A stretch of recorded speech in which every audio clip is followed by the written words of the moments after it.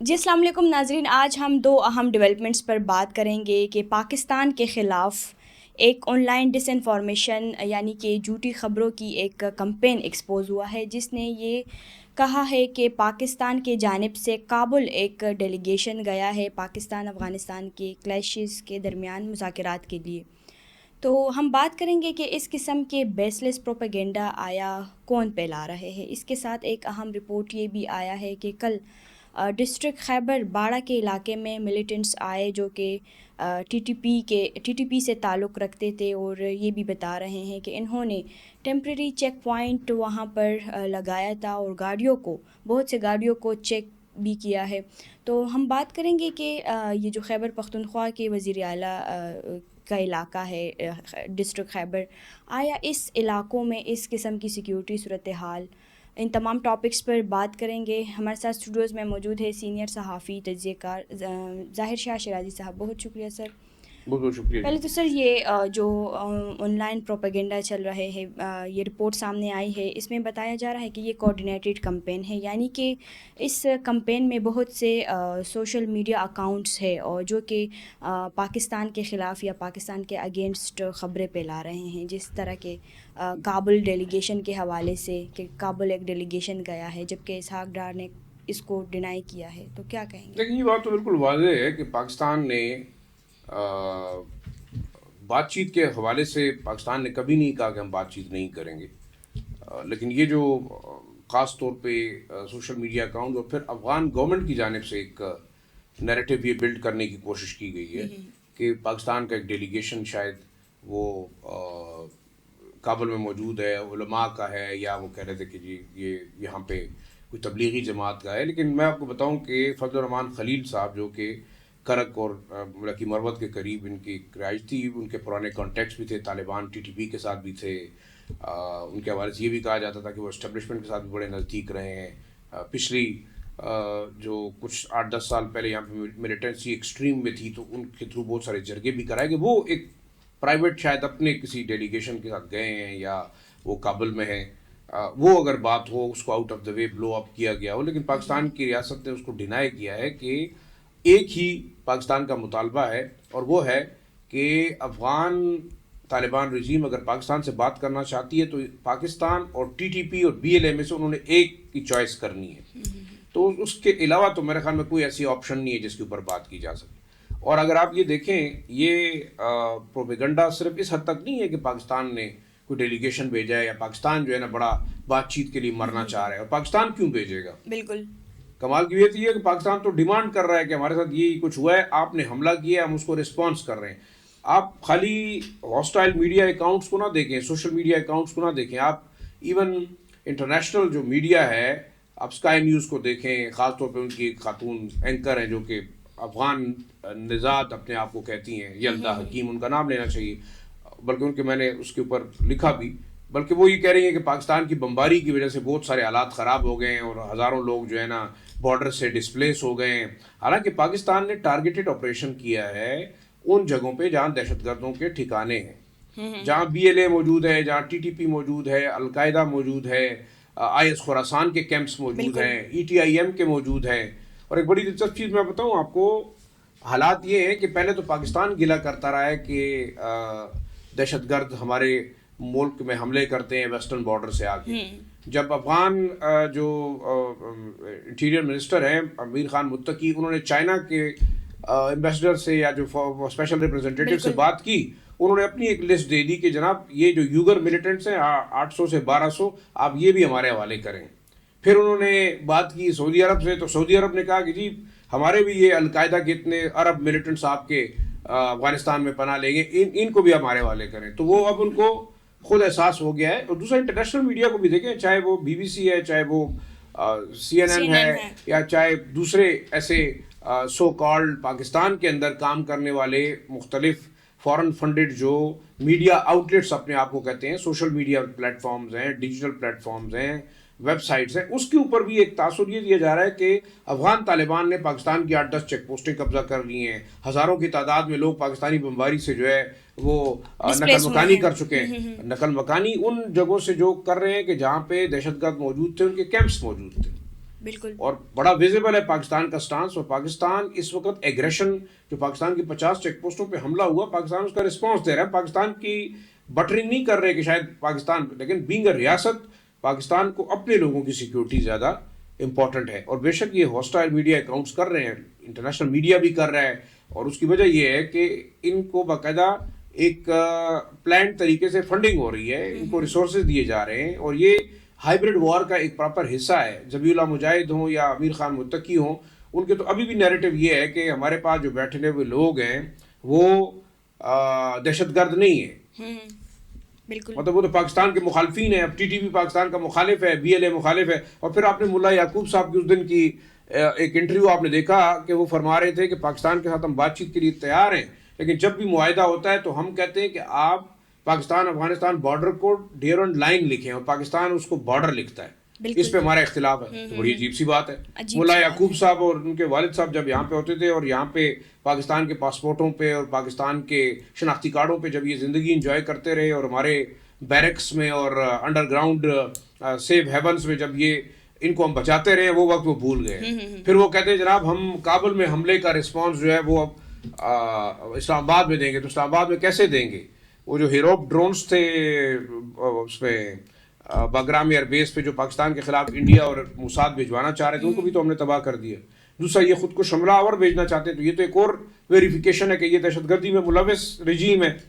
پھر آپ دیکھیں اس کے علاوہ خود اندر سے احمد مسعود نے کنفرم کیا ہے کہ ہمارے ہاں بی ایل اے موجود ہے, ٹی ٹی پی موجود ہے, احمد شاہ مسعود کے بیٹے نے جو افغان ریزسٹنٹ فرنٹ کے سربراہ ہیں, اور باقاعدہ افغان طالبان رجیم پیٹرنائز کر رہی ہے دہشت گردوں کو. یہ تو ہم نہیں کہہ رہے, یہ تو افغانی خود کہہ رہے ہیں, اور وہ اوپنلی کہہ رہے ہیں, اور دوسرا انٹرنیشنل کمیونٹی کہہ رہی ہے. پھر اب چائنا نے بھی بتا دیا ہے, رشیا نے بھی ان کو کلیئر کر دیا ہے کہ آپ نے ان لوگوں کے خلاف ایکشن لینا ہے. ہاں اگر ایکشن لینا چاہتے ہیں تو پاکستان کی تو کوئی دشمنی نہیں ہے. پھر آپ نے دیکھا کہ افغانستان کی سپورٹ میں کون کھڑا ہے, اسرائیل اور آپ کا انڈیا. آپ نے یونائٹڈ نیشن سیکورٹی کونسل کے اندر جو میٹنگ ہو رہی تھی, افغانستان کے نمائندے نے جس قسم کے الزامات پاکستان پہ لگائے اور اس کا پھر منہ توڑ جواب ہمارے جو ہے وہاں پہ اسپیشل ریپرزنٹیٹیو نے دیا ہے, وہ کیا تھا؟ وہ خود نیو یارک میں رہتے ہیں, اور نیو یارک میں رہتے ہوئے افغان طالبان کو کلین شیپ میں ریپرزینٹ کر رہے ہیں, افغانستان کو ریپرزینٹ کر رہے ہیں. بالکل, تو بڑے افسوس کی بات ہے, ان کو کچھ حقائق کا پتہ نہیں کہ ہو کیا رہا ہے. اور خود یونائٹڈ نیشن سیکورٹی کونسل, آپ کا طالبان مانیٹرنگ کمیٹی, اس کے علاوہ آسٹریا, اس کے علاوہ امریکہ, برطانیہ, آسٹریلیا, سب یہ کہتے ہیں کہ کون کون سے دہشت گرد افغانستان کے اندر موجود ہیں, اور ان دہشت گردوں کو دہشت گرد نہ کہنا بھی اس کا مطلب یہ ہے کہ انڈورس کر رہا ہے. پھر آپ نے مارکو روبیو کی جو ہے نا ٹویٹ دیکھی, انہوں نے کیا کہا کہ افغانستان کے طالبان رجیم وہ اکنامک اور پولیٹیکل گینز کے لیے ہمارے قیدیوں کو استعمال کر رہے ہیں. ابھی بھی جو قیدی ہیں ان کے مطالبہ کیا جا رہا ہے کہ ان کو آپ ریلیز کریں. اس سے پہلے بھی جو ریلیز کیے اس کے بدلے انہوں نے بشیر نورزئی جو ایک سب سے بڑا ڈرگ سمگلر تھا اور جس نے افغان طالبان کی داغ بیل ڈالنے میں اور ان کو فائنینس کرنے میں ملا عمر کی مدد کی تھی, اس کے بدلے امریکنز کو انہوں نے چھوڑا. تو یہ پرائیورٹی ہے افغان طالبان کی امارت اسلامی کی. بالکل, اور اس وقت اب دیکھیں میرے خیال میں وہ تو خود ملا جو ہیبت اللہ خونزادہ صاحب خود پریشان ہیں کہ آپس کے اختلافات اور آپس میں جو ہماری چپکلش ہے وہ ویزیبلی نظر آ رہی ہے.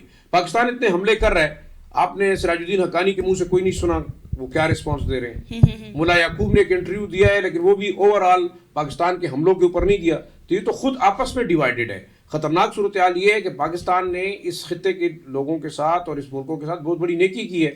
اسلحے کے وہ ڈیپو جو دہشت گرد خرید و فروخت کے لیے استعمال کر رہے تھے ان کو تباہ کیا ہے.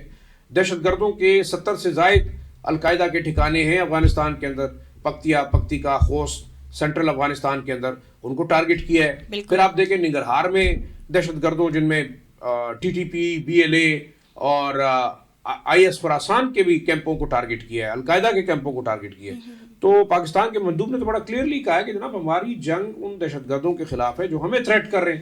ہمارا تو افغان لوگوں کے ساتھ اور افغان طالبان رجیم یا افغان حکومت کے ساتھ کوئی دشمنی نہیں ہے. بالکل نہیں ہے. تو پھر یہ پروپیگنڈا اکاؤنٹ کرتے رہیں گے, اس سے تو کوئی فرق پڑے گا نہیں. لیکن پاکستان کو ضرور چاہیے کہ جس طریقے سے سکسیسفلی ہم اپنا نیریٹو بیان کرتے ہیں وہ دنیا کو ضرور بتانا چاہیے ہر فورم کے اوپر. اور ابھی تو چاہیے کہ پاکستان کو چاہیے کہ اسلامی ممالک کے ساتھ OIC اور دوسرے ایسے فورمز پہ اس تمام معاملے کو اٹھایا جائے. سعودی عرب, ترکی, چائنا، رشیا، یہ میرے خیال میں ایسے ممالک ہیں جو کہ پاکستان کے ساتھ کھڑے ہیں، پاکستان کے نیریٹو کو سپورٹ کر رہے ہیں. اچھا سر، کل ایک رپورٹ سامنے آئی ہے، ایک ویڈیو وائرل ہوئی ہے ڈسٹرکٹ خیبر کے مطلب باڑہ کے علاقے میں. کہہ رہے ہیں کہ یہاں پر ملیٹنٹس آئے ہیں، ریسورسز کے مطابق یہ ملیٹنٹس جو ہے وہ ٹی ٹی پی سے تعلق رکھتے تھے، ان کے حلیے اور یہ ان کے پاس جو جھنڈے تھے. تو آپ کیا کہیں گے؟ رپورٹ نے یہ بھی کہا کہ وہاں پر ایک چیک پوائنٹ انہوں نے ٹیمپرری قائم کیا اور گاڑیوں کو بھی چیک کیا، چونکہ یہ ایک ٹریڈ پوائنٹ ہے لوگوں میں پینک پھیلانے کے لیے. دیکھیں اس میں دو چیزیں ہیں. بے شک یہ صوبائی حکومت اور وزیر اعلیٰ کی ایک ہم کہہ سکتے ہیں آبائی علاقہ، اس میں غیر ذمہ داری کی حد ہے کہ ان کے آبائی گاؤں میں کیوں ملیٹنٹس آ کے تو اس قسم کا انہوں نے ایک میرے حساب سے جو ویڈیو بنی ہے جس کو اگر آپ مائنوٹلی دیکھیں تو وہ ایک پروپیگنڈا سٹنٹ کے طور پہ انہوں نے بنائی ہے. 5-10 منٹ کے لیے آئے ہیں، کھڑے ہوئے ہیں، ایک گاڑی کے اوپر جھنڈا رکھا ہے اور پھر جلدی جلدی ریکارڈنگ کرتے ہوئے ایک دوسرے کو کہہ بھی رہے ہیں کہ جلدی کرو جلدی کرو، اور پھر مطلب ہے ڈاٹسن پک اپ میں جو ہے نا بیٹھ کے چلے گئے ہیں. لیکن کہیں سے تو یہ آئے ہیں، کہاں سے آئے ہیں؟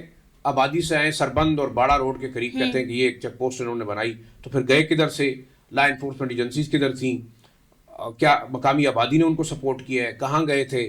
کیا یہ واقعی ٹی ٹی پی کے لوگ تھے؟ کوئی پروپیگنڈا تھا یا پینک پھیلانے کے لیے، لوگوں کو ڈرانے کے لیے؟ لیکن یہ ایک کنسرن ہے، یہ میرے خیال میں صوبائی حکومت کی ذمہ داری ہے. خاص طور پر آپ دیکھیں بنو میں، ڈی آئی خان میں، جو ہمارے مرج ڈسٹرکٹس ہیں، شمالی وزیرستان، جنوبی وزیرستان، باجوڑ، مومند، وہاں پہ یہ مسائل ہیں اور بالکل یہ لوگ نظر آتے ہیں، یہ چلتے ہوئے بھی نظر آتے ہیں، گشت کرتے ہوئے بھی نظر آتے ہیں. تو کیا دنیا کو ہم میسج دیں گے کہ خیبر پختونخوا کی دارالحکومت سے 4 کلومیٹر کے فاصلے پہ طالبان ویڈیوز بنا رہے ہیں؟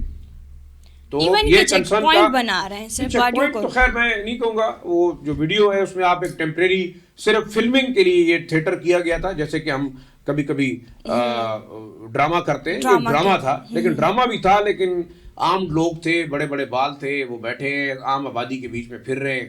تو کیا میسج؟ تو یہ کیا شو کر رہے تھے سر؟ شو دیکھیں ان کا تو اپنا ایک نیریٹو تھا کہ وہ شاید ادھر ویڈیو بنا کے ایک میسج دینا چاہتے تھے کہ ہم صوبائی دارالحکومت کے قریب موجود ہیں اور ہماری پریزنس ہے، اور ہے بھی.